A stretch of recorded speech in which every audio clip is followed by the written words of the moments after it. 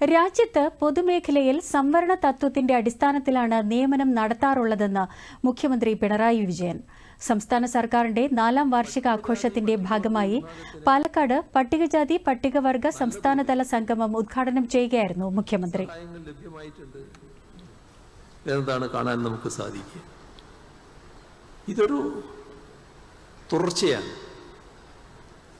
ആ തുടർച്ചയുടെ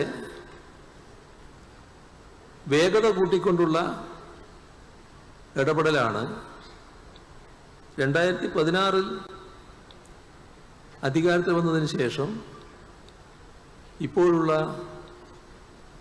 LDF സർക്കാർ ചെയ്യുന്നത് എന്ന് കാണാൻ നമുക്ക് സാധിക്കും. സംവരണ തത്വം കൃത്യമായി പാലിക്കപ്പെടുന്നില്ലെങ്കിൽ സാമൂഹ്യനീതിയുടെ നിഷേധമാണെന്നും മുഖ്യമന്ത്രി പറഞ്ഞു. സംവരണ തത്വം പാലിച്ചുകൊണ്ടുള്ള നിയമനങ്ങളാണ് കേരളത്തിൽ നടക്കുന്നതെന്നും പിണറായി വിജയൻ പറഞ്ഞു. അനീതികളും